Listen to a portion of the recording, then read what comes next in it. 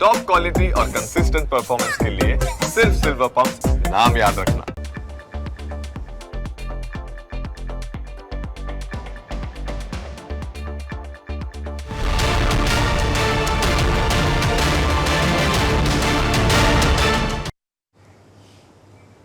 નમસ્કાર, debate of the ડેમાં આપનું સ્વાગત છે. આપની સાથે હું છું ઝિંકલ.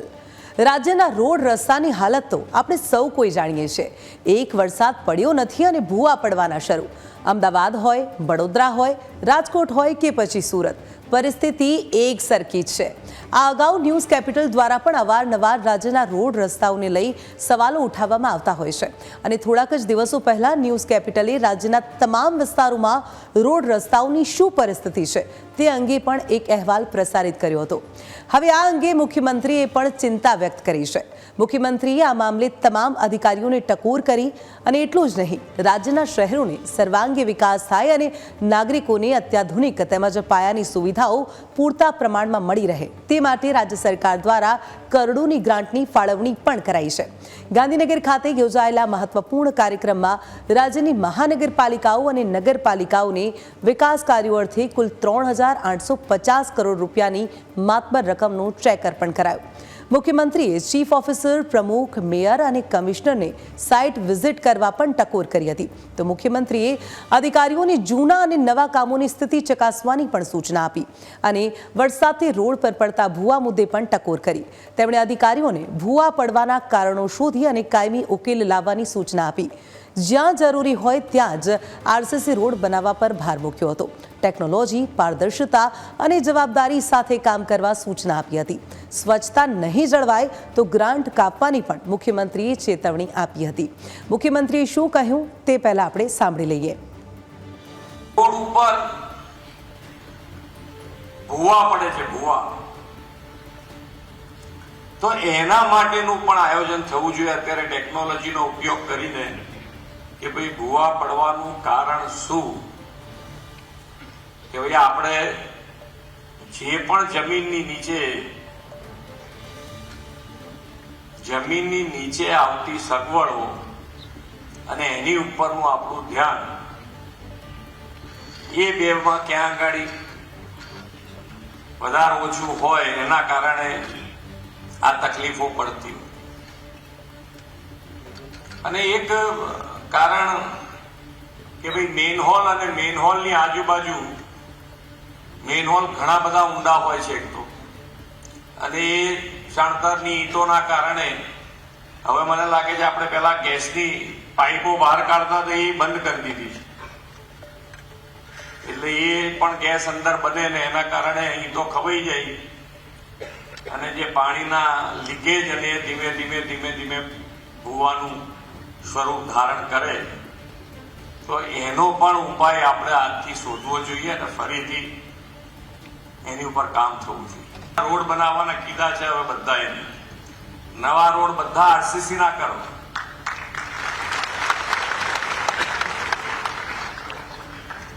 કારણ કે ડામરનો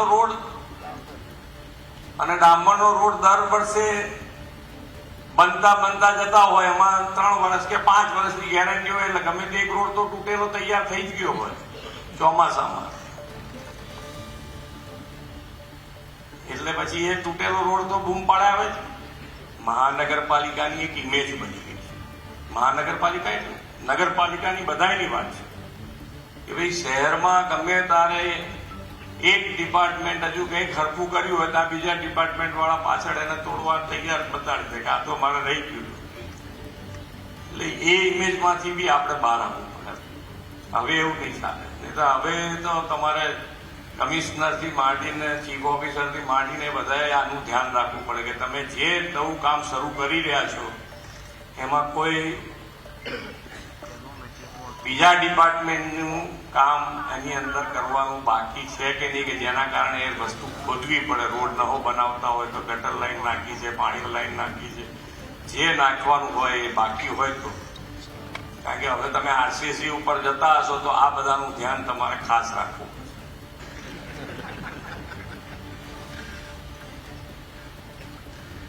આપણે તો એ બતાવે એ જોઈને બી કામ કરતા રહેવું કે ભાઈ આપણે એ જે બતાવી રહ્યા છે તો આપણે ત્યાં જોવા નથી જવું પડતું, તરત આપણને ખબર પડે, ખબર પડે તો તરત કામ થાય. આપણે પ્રજાજનોનું હળવા ટોનમાં હું જે કહી રહ્યો છું એ તમારે સિરિયસ પકડીને ચાલવાની વાત છે કે ભાઈ તમે આને મજબૂતાઈથી પકડો કે ભાઈ હવે જે પણ કામ કરીએ કરાવીએ. આપણે એક તો આયોજનબદ્ધ હોય. અને ડિબેટ ઓફ ધ ડેમાં આ જ મુદ્દે આજે ચર્ચા કરવી છે. ચર્ચામાં આપણી સાથે જોડાઈ ગયા છે બીજેપી નેતા સ્નેહલ જોશી અને કોંગ્રેસ નેતા જયા ઠાકોર. બંને મહેમાનોનું સ્વાગત છે. સૌથી પહેલાં સ્નેહલભાઈ આપને પ્રશ્ન કરવા માંગીશ, કારણ કે રોડ રસ્તાઓની જે હાલત છે આપણે સૌએ જોઈ છે. એક વરસાદ પડ્યો નથી અને ભૂવા પડી જતા હોય છે. આપને લાગી રહ્યું છે કે મુખ્યમંત્રીએ આજે જે ગ્રાન્ટની ફાળવણી કરી ત્યારબાદ જે સમસ્યાઓ છે તેનું નિરાકરણ આવશે? જો આપણું જે અમદાવાદ શહેર છે આપણે જોયું છે કે છેલ્લા 15-20 વર્ષમાં એનો ખૂબ જ વિકાસ થયો છે. અત્યારે વિકસી રહ્યું છે. એટલે રોડ, રસ્તા, ડ્રેનેજ અને એનું સંલગ્ન ઇન્ફ્રાસ્ટ્રક્ચર જેમ કે લાઇટિંગ છે અને કેબલિંગ છે, આ બધી જે એક્ટિવિટી છે તે કોઈ પણ શહેરમાં ખૂબ મહત્વની હોય છે.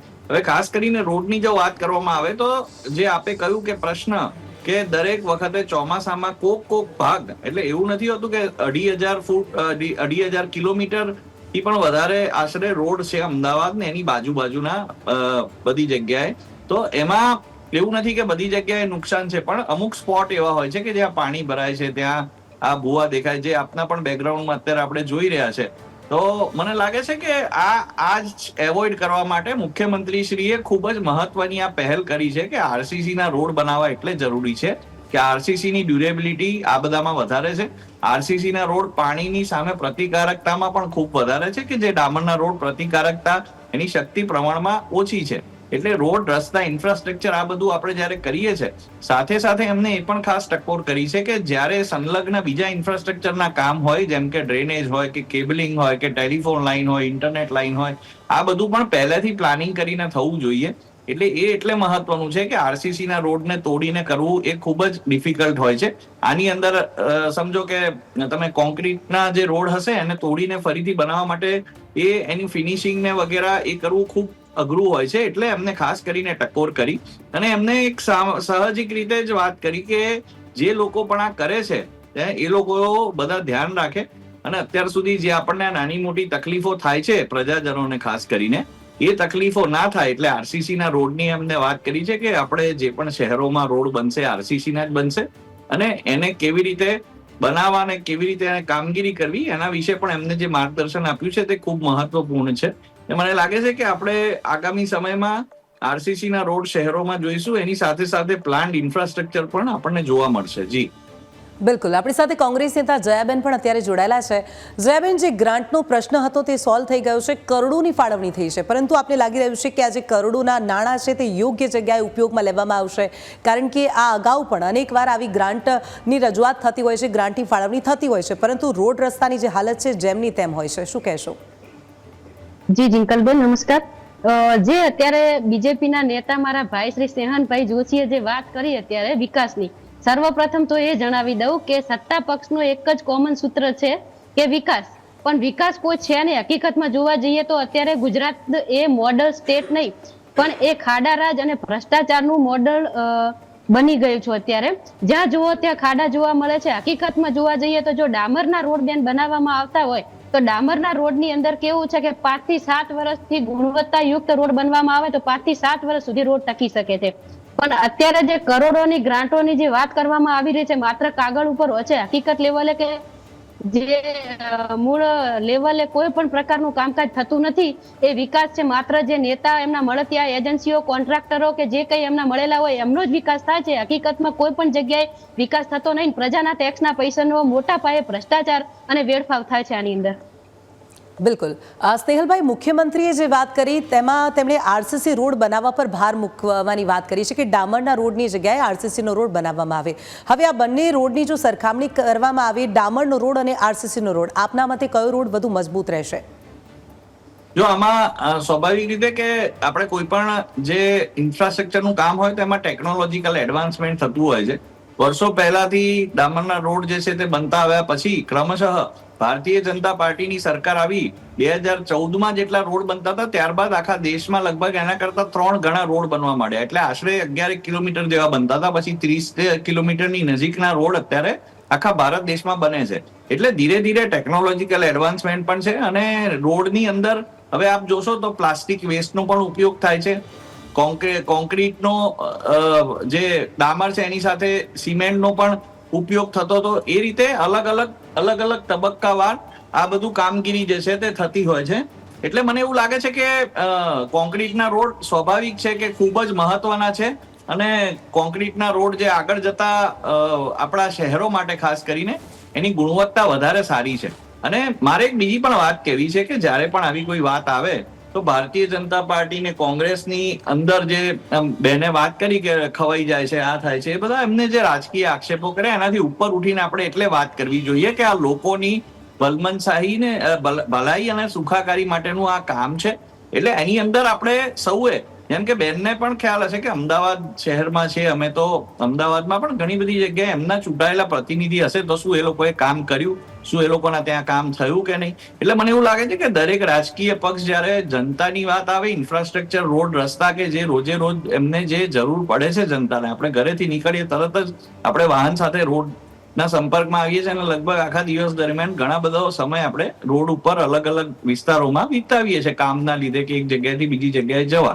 એટલે મને એવું લાગે છે કે આ કોઈ પણ રાજકીય નેતાએ જયારે રોડ રસ્તાની વાત આવે તો પોલિટિક્સ થી ઉપર ઉઠીને મને એવું છે કે જે જગ્યાએ ખરેખર ત્રુટી હોય તેને બતાવી જોઈએ. એટલે આ પ્રકારે જો આપણે સૌ પોઝિટિવ અભિગમ રાખીશું ને આપણા મુખ્યમંત્રી શ્રી ભૂપેન્દ્રભાઈએ પણ આજે જે વાત કરી છે તે ખૂબ મહત્વની છે કે એનું પ્લાનિંગ ઇન્ફ્રાસ્ટ્રક્ચરનું પણ એની સાથે થવું જોઈએ. રોડ બને એ પહેલા જ એનું કેબલિંગ છે, પાણીની પાઇપ છે વગેરેનું જો સુનિયોજિત રીતે આયોજન થાય તો ક્યારે પણ રોડ બન્યા પછી તોડવાની જે ઘટના છે એ ના થાય. એનાથી પબ્લિક મની પણ બચે છે, એનાથી ઇન્ફ્રાસ્ટ્રક્ચર પણ સારી રીતે લોકો વાપરી શકે છે. એટલે મારું પણ આપના માધ્યમથી સર્વે લોકોને એ જ કહેવું છે કે પેટી પોલિટિક્સ થી ઉપર ઉઠીને આપણે સૌએ આવી રીતે જયારે જન કલ્યાણના કામો હોય, જેમ કે રોડ, રસ્તા, ગટર, આ બધાની અંદર આપણે એક બહોળો અભિગમ રાખી, મોટું મન રાખી અને આપણે સૌ જો કામ કરીએ તો સ્વાભાવિક છે કે આપણે જાણીએ છીએ ગુજરાતનું ઇન્ફ્રાસ્ટ્રક્ચર ખૂબ સારું છે રોડ રસ્તામાં પહેલેથી, અને એને પણ અત્યારે વધારે વિકસિત કેવી રીતે બનાવી શકીએ એની ચિંતા કરીએ અને આગળ જેવી નવી ટેકનોલોજી આવે એનો ઉપયોગ કરી અને જનતાના માટે, જનતાના પૈસાથી બનેલા આ જે રોડ, રસ્તા અને ઇન્ફ્રાસ્ટ્રક્ચર છે તે લોકો સારી રીતે વાપરી શકે એની ચિંતા કરીએ. જી બિલકુલ. જયાબેન, મુખ્યમંત્રી ભૂપેન્દ્ર પટેલે આજે જે સંબોધન કર્યું તેમાં એક વાત તેમણે એવી કરી કે તે જ્યારે પ્રમુખ હતા ત્યારે માત્ર 3 લાખની ફાળવણી કરવામાં આવતી હતી, પરંતુ અત્યારે આ જે ગ્રાન્ટ છે તે કરોડોની ફાળવાઈ છે, તેમ છતાં ઓછી પડે છે. તો લાખથી આ કરોડ સુધીની ગ્રાન્ટ પહોંચી છે, પરંતુ તેમ છતાં જે રોડ રસ્તાની હાલત છે વધારે ને વધારે બદતર બનતી જાય છે. શું કહેશો? બેન, અત્યારની હાલની વાત કરું કે દર વર્ષે રોડ બનાવવો જ કેમ પડે? પેલા સર્વપ્રથમ તો એ પ્રશ્ન છે મારો કે જો તમે મજબૂતી ભરો રોડ બનાવતા હો અને સ્નેહલભાઈએ જે હાલ કીધું કે સાથે મળીને કામ કરીએ, તો સ્નેહલભાઈને જવાબ આપવા માંગુ છું કે વિપક્ષને તમે એવું કહેવા માંગો છો કે જે સત્ય હકીકત છે પબ્લિક સામે તમે ના લાવો. જે અમે વેઠ વાળીએ છીએ, જે ભ્રષ્ટાચાર આચરીએ છીએ, જે લોકો ખોટી રીતે પૈસાનો દુરુપયોગ કરે છે, એમાં તમે સમર્થન આપો? નહીં, બિલકુલ નહીં. એમાં અમે પ્રજા હિત માટે અત્યારે લડવા નીકળ્યા છીએ. જે આપશ્રીએ વાત કરી કરોડો રૂપિયાની, કે પહેલા કરતા અત્યારે પૈસા વધારે અપાઈ રહ્યા છે.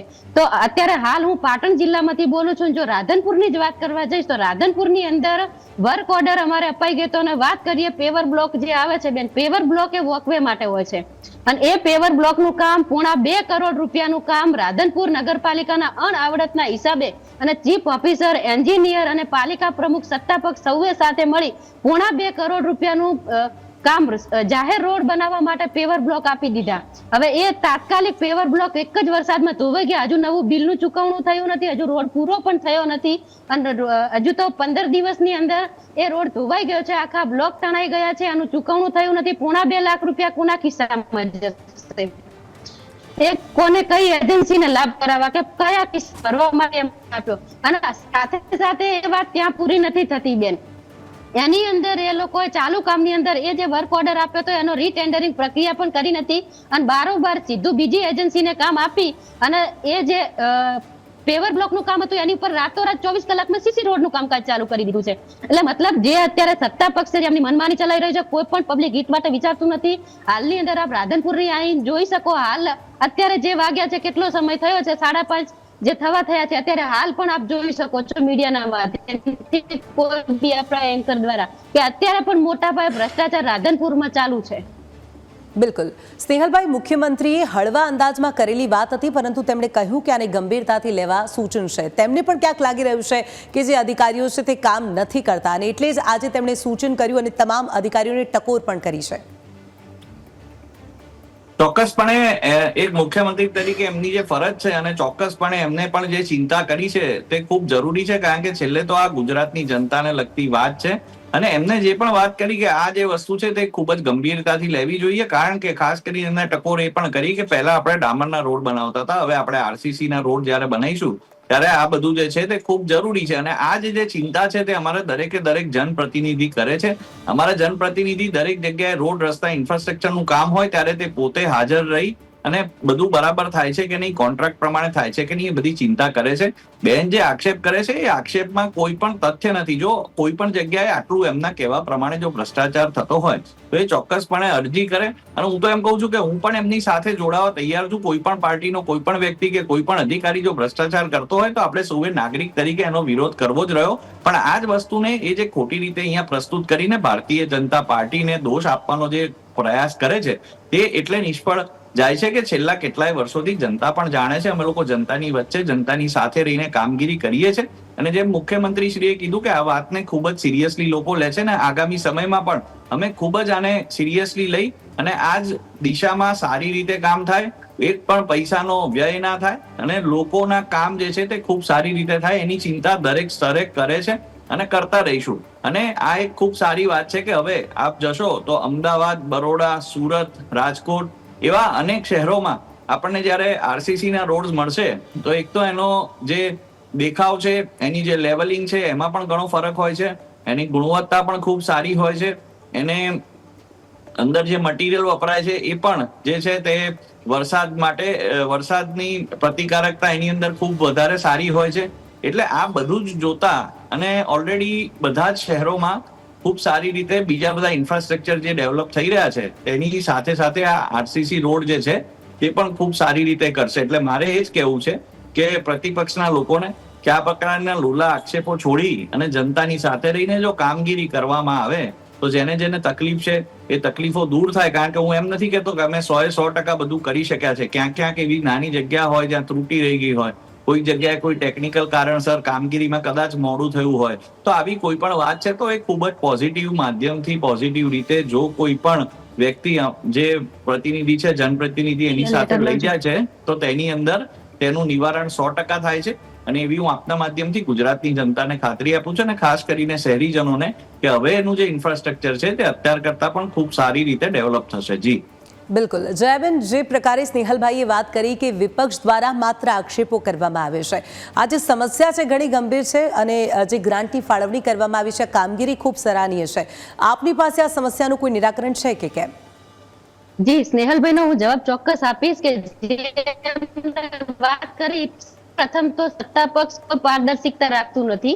અમે વિપક્ષ તરીકે વારંવાર રજૂઆતો કરી છે, સ્ટેટ વિજિલન્સ સુધીની અમે રજૂઆતો આપેલી છે અને ત્યાં આગળ ઘણા એવા કામો છે કે સ્ટેટ વિજિલન્સે ખૂબ સારું કામ કરીને ઘણા બિલો પણ અમે અટકાવ્યા છે જેની અંદર મોટા પાયે ભ્રષ્ટાચાર થઈ રહેલો છે. સાથે હમણાં જ અમે આજે સ્નેહલભાઈએ વાત કરી આની પણ અમે રજૂઆત આપી છે.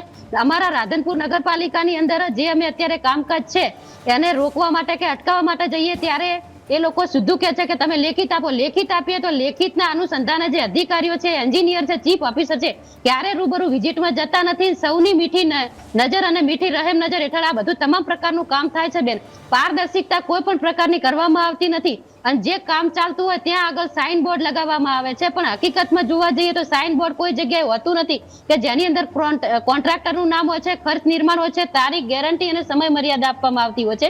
આવા પ્રકારનું કોઈ પણ જગ્યાએ પારદર્શિકતા રાખવામાં આવતી નથી.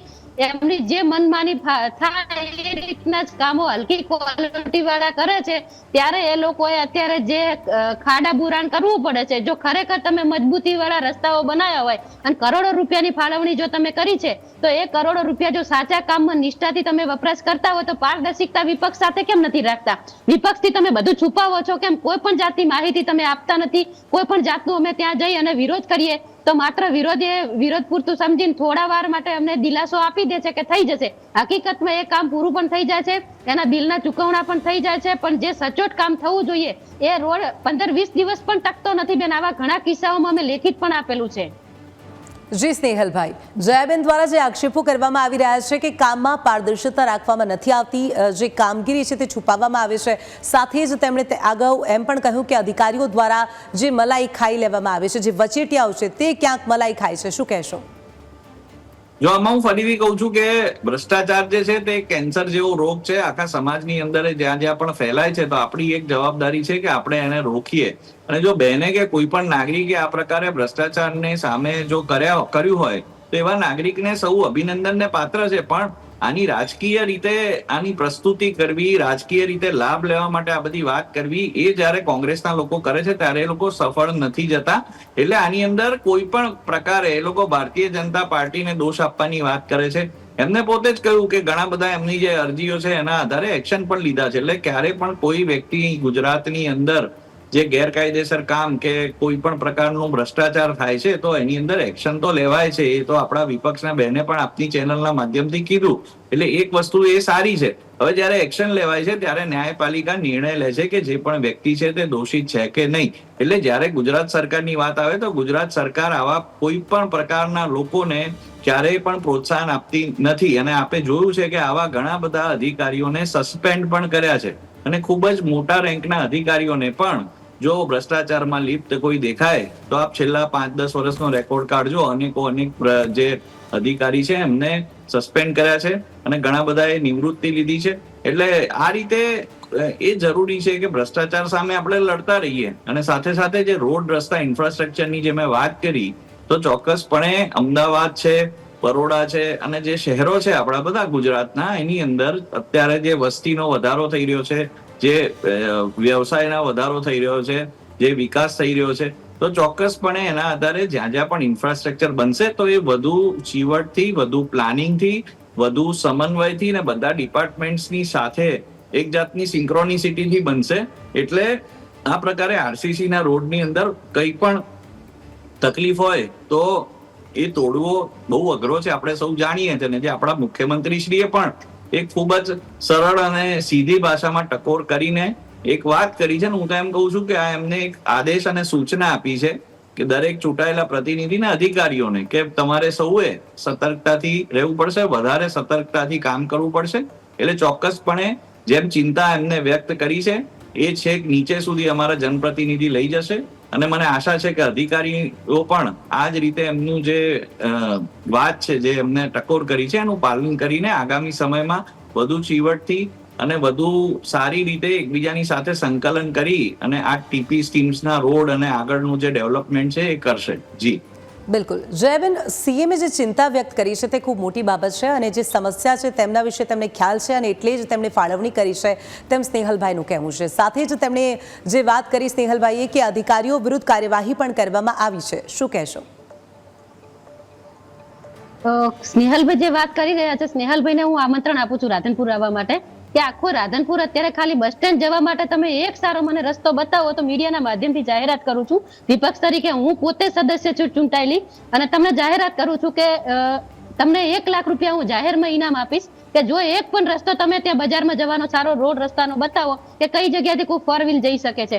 અત્યારે એટલા બધા લોકોના વાહનો તૂટી રહ્યા છે, સ્પ્રે પાર્ટ તૂટી રહ્યા છે, કોઈ પણ જાતનું કોઈ સારું કામ નથી, કોઈ રસ્તો સારો નથી. એમને જે કરોડોની ગ્રાન્ટ ને જે સીએમ સાહેબે રજૂઆત કરી અને કીધું ખૂબ સારું, અમે આવકારીએ છીએ, પણ સામે અહીંયા મૂળ સ્તર, જમીની સ્તર ઉપર કામો થતા નથી બેન. હું તો એટલું જ કહેવા માંગુ છું, માગણી તરીકે એમની જોડે સત્તા પક્ષ જોડે કહેવા માંગુ છું કે અત્યારે જે જવાબદાર અધિકારીઓ છે, જે ગુનાહિત કાર્યવાહી જે કરી રહ્યા છે આની અંદર મોટા પાયે ભ્રષ્ટાચાર, એમને જે તમે વાત કરી કે 5 વર્ષની અંદર અમે આ કર્યું, તે અત્યારે અમારા રાધનપુરની અંદર પ્રજ્ઞાબેન કોડિયાતર કરીને ચીફ ઓફિસર બેન છે, જે અત્યારે પોતે ભ્રષ્ટાચાર કરી અને પોતે એક વખત સસ્પેન્ડ થયેલા હતા અને ફરીથી એમને મૂક્યા છે અને ફરીથી એના એ કામો અત્યારે ચાલુ છે જે અત્યારે ભ્રષ્ટાચાર વાળા છે. હું પોતે તમને પુરાવા સાથે આપવા તૈયાર છું ને. બીજી વાત કરવી છે મારે કે જે આ ખર્ચ છે ભ્રષ્ટાચાર મોટા પાયે થયો છે તો શું સરકાર એ લોકો જોડે જે એજન્સીઓ આપી હતી, જે કોન્ટ્રાક્ટરો છે, આ સમારકામનું કામ કે જે ફરીથી એ કામ કરવામાં આવે તો સંબંધિત કોન્ટ્રાક્ટરો પાસેથી શું પોતાના ઘરના પૈસા કાઢી પબ્લિકના ટેક્સના પૈસા નહીં પણ પોતાના સ્વ ખર્ચે નવેસરથી નવા મજબૂત કામ કરી આપશે ખરા? કે કોઈ હાઈ લેવલની જ્યુડિશિયલી હોય કે એની તપાસ છેલ્લા જે 5 વર્ષની અંદર જે બનેલા તૂટેલા જે રસ્તાઓ છે તમે કહો છો કે ખૂબ સારું છે તો એ જે તમામ રસ્તાઓ છે ફાળવેલા એ બજેટના હાઈકોર્ટ રિટાયર જે જજ સાહેબ હોય એ પણ ત્યાં એમની દેખરેખ હેઠળ તમે તપાસ કરાવો તો બધી જે સત્ય હકીકત છે કે કેટલા નાણાં કઈ જગ્યાએ ઉપયોગ થયા, કોના પૈસા કેટલા કાઢા, કોના કિસ્સામાં ગયા. માત્ર તમે સરકારમાં બેઠા છો તો સ્નેહલભાઈ એવું નહીં કે સરકારના વખાણ જ કરવા અને વિપક્ષ કોઈ એમનો પોતાનો વિપક્ષ તરીકે એવું નથી વિચાર. વિપક્ષ એ એક પ્રજાના માટે અવાજ બનવા માંગે છે. એક ધારું તમે જે સત્તા ચલાવવા માંગો છો તમે કોઈ સામે સવાલ ન કરે, કોઈ બોલે નહીં, તમે જે કરો એમાં જી જી જી સ્નેહલભાઈ ટૂંકમાં આપની પ્રતિક્રિયા, સમયનો અભાવ છે. જી સ્નેહલભાઈ ટૂંકમાં. મારે એ જ કહેવું છે કે બેને જે ચિંતા વ્યક્ત કરી તો જે જ્યારે પણ કોઈ મોટો, મારે એમને પણ કહેવું છે, એમને પણ ધ્યાનમાં આવે ને આપના માધ્યમથી ગુજરાતની જનતાને કે જ્યારે પણ કોઈ મોટો ઇન્ફ્રાસ્ટ્રક્ચર પ્રોજેક્ટ થાય છે તો એમાં ડિફેક્ટ લાયબિલિટી પીરિયડ આવે છે. 2 વર્ષ, 5 વર્ષ, 10 વર્ષ સુધી પણ હોઈ શકે છે જેવો એ પ્રોજેક્ટ હોય. ડિફેક્ટ લાયબિલિટી પીરિયડનો મતલબ એ છે કે એ રોડ, રસ્તો, બ્રિજ કે ઇન્ફ્રાસ્ટ્રક્ચરનું કોઈ પણ જે એલિમેન્ટ જે કોન્ટ્રાક્ટરે બનાવ્યું છે એની અંદર કોઈ પણ પ્રકારની ત્રુટી આવે, એમાં ખાડો પડે, તિરાડ પડે કે એને સમારકામ કરવાનું આવે તો 3 વર્ષ, 5 વર્ષ, 7 વર્ષ સુધી એ કોન્ટ્રાક્ટર જે છે તે એના પોતાના ખર્ચે આને કરીને આપે. એ જ્યારે એને ટેન્ડર ભરે છે તે વખતે જ આ વસ્તુ જે છે તે કરવામાં આવે છે. એટલે આ એક કાયદાકીય વસ્તુ છે અને આની ધ્યાન અને કાળજી રાખવામાં આવે છે. એટલે જે ઘણીવાર કોંગ્રેસ દ્વારા વાત ફેલાવવામાં આવે છે એ એટલે સદંતર ખોટી છે કે કોન્ટ્રાક્ટરોને ડિફેક્ટ લાયબિલિટી પીરિયડ દરમિયાન પોતાના સ્વ ખર્ચે એ લોકો આને રિપેર કરે છે ને અમે આ ચિંતા પણ કરીએ છીએ કે જનતાના પૈસા બંને મહાનુભાવો આ ચર્ચામાં જોડાયા તે બદલ આપનો આભાર. તો ડિબેટ ઓફ ધ ડે માં હાલ બસ આટલું જ. રજા આપશો. નમસ્કાર.